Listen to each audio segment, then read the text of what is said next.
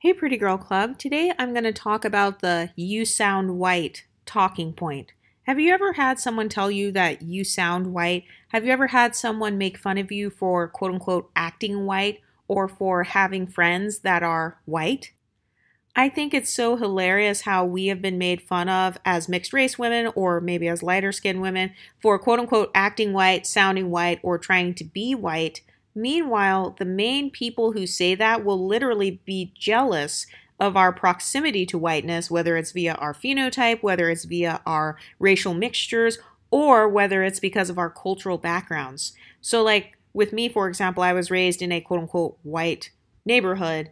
And I can't help the way that I speak. I've actually been trying to work on over the past few years. I've been trying to work on my African American vernacular English. Okay. So hopefully you guys can hear a little bit of that sassiness come out in my audios. Okay, no, that doesn't sound. Yeah. Anyway, I'm done. But I have definitely been made fun of for sounding white. Usually when someone says you sound white, what they really mean is you sound smart, you sound educated, you do not speak an African American vernacular English, aka a black accent.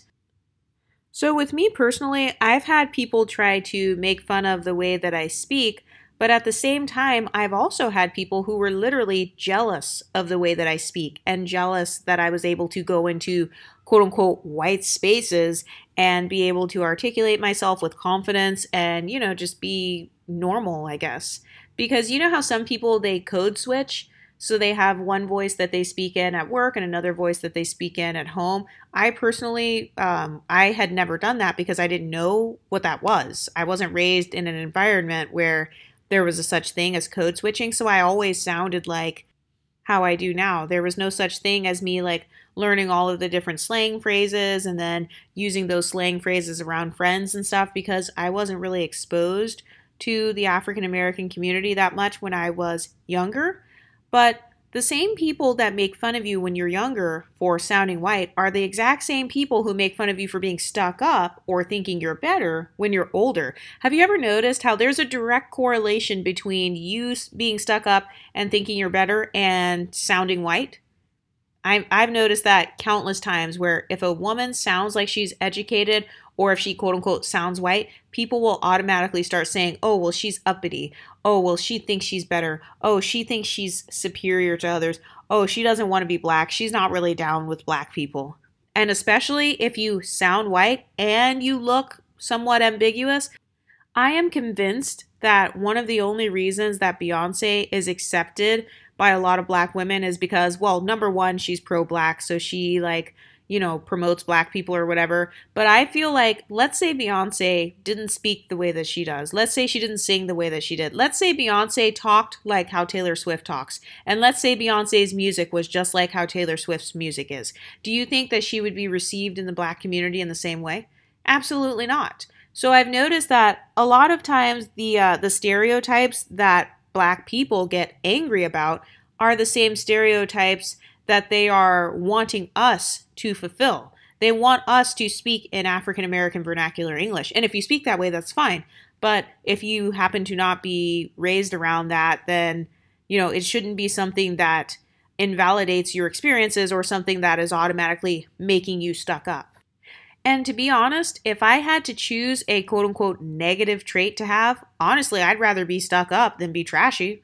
I mean, I'd rather be called stuck up than be called ratchet, trashy, ghetto, a hood booger. I would rather be stuck up or uppity any day, to be completely honest. And I'm not saying if you speak an African American vernacular English that you are like trashy or anything, but I've noticed that it's the same people who they use ghetto culture or hood culture as the default African American culture. One of you guys left that comment in the comment section, and that was a really good comment, and that's so true. Why does hood culture and poverty culture, why do those things have to be at the center of the African American experience?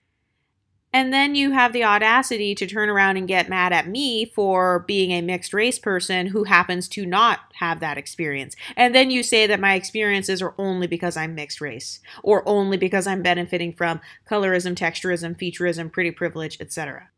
And have you ever noticed how people will make fun of you for sounding white, or they'll make fun of you for hanging out with all white girls, and they'll see it as a betrayal, or at least that happened to me. So for example, when I was in high school, I went to an all-white high school. So all of my friends happened to be white. I did not do that on purpose. Obviously, if I'm the only person of color, I'm going to be the only person of color in the friend group. So I used to post pictures on MySpace and Facebook. Yes, that was back when MySpace and Facebook were like a thing.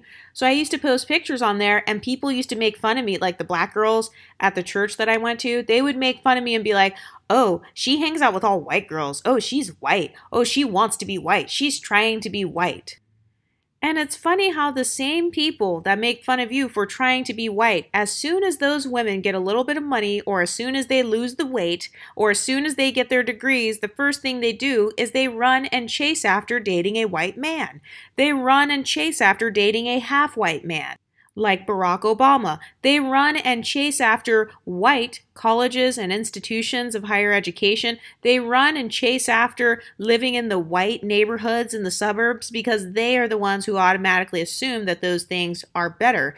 And I guess it depends on whatever your personal standards are. Like, there is no right or wrong answer, but it's the projection for me. Why is it that as soon as I hang out with someone who's white, it's because, oh, I'm trying to be white? This reminds me of the Kayla Nicole situation where she was hanging out with like a bunch of white girls in the industry, and people were like, oh, well, you know, she wasn't down for black people before that because she was hanging out with all white girls. And so guess what? That's why you got rejected. You got your N-word wake-up call. And it's funny how they always say that it's an N-word wake-up call if it's a desirable woman of African American ancestry. So if it's like, I remember people were saying this about Tamar Braxton when she broke up with her white fiance or whatever. People are like, oh, she got her N-word wake-up call. Oh, Halle Berry got her N-word wake-up call. Oh, this other person got their N-word wake-up call. But if I were to say about Whoopi Goldberg, oh, she never won as many awards as she could have because, haha, she got her N-word wake-up call, I would be called racist for saying that. So why do we have to rub it in people's face like, oh, you got your N-word wake-up call. Oh, her light skin couldn't keep him. Oh, yellow bone, not what he want. I remember that's what one of the content creators said when Danny Lay broke up with the baby and when she got kicked out in the middle of the night. So it's like, you're using our blackness as MLS women, you're using our blackness, which is less than yours or which is like not as prominent as yours. You're using that as something to make us feel inferior.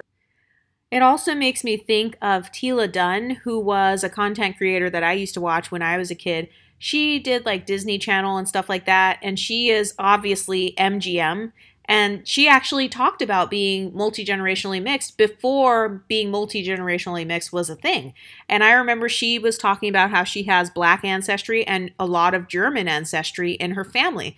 And then a lot of black girls started making these troll channels to like, you know, make fun of her and say, oh, she's trying to be white. Oh, she wishes that she was white. All of her friends are white. She talks white. She sounds white. It's because she hates her blackness. But I don't see you guys keeping that same energy towards dark-skinned black women who call white men white zaddy, and they talk about wanting bubblegum peen, and they talk about the white man's pretty eyes, or they follow channels like Cohen Nanik. I don't see you guys keeping the same energy with them, so why are you keeping that energy with Tila Dunn?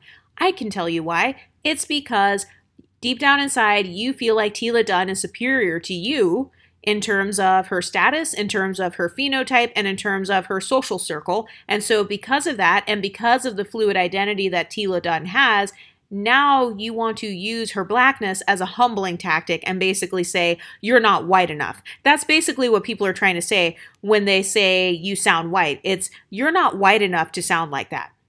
That's what they're saying. You're not white enough to sound like that. So why are you trying to talk like that? You'll never be white. You'll never look white. You'll never be an actual white girl. So you sound white. But then watch that same woman in a job interview completely change up her vernacular so that she can get a job and get hired by a white woman. Have any of you guys ever been told that you sound white or that you only hang out with white girls? Or have you had others shame you because maybe you do, quote unquote, sound white, or maybe your friends are white? Or maybe you just happen to vibe well with white culture without trying. Like, it doesn't always mean that you're trying to make it about race. I've just noticed that people who have the biggest inferiority complexes about race, they tend to sometimes kind of project that onto you. So it's like, oh, all your friends are white. When I took that Facebook picture when I was a teenager, I was not even thinking in my mind, everybody here is white. Because no matter who I would have taken a picture with at my high school, yeah, they would have all been white because that's just the high school that I went to. So I wasn't thinking as the picture was being snapped, everybody here is white. On my Facebook, all of my friends are going to be white, and like I'm going to be noticeable as the only quote unquote black person in the photo. I was not even thinking that way. So people who call things like that out, that just shows you how they think. That shows you that they judge someone's ethnicity or they judge a person's background solely based on their accent and solely based on the way that they speak. And they don't take into consideration anything else. And so if you speak in a way that reminds them of the stereotypical white people that they've been around, that's why they're saying it. It's basically just an ignorant comment that is rooted in projection and inferiority complexes. What do you ladies think? Let me know in the comment section and I'll talk to you next time. Stay pretty, ladies.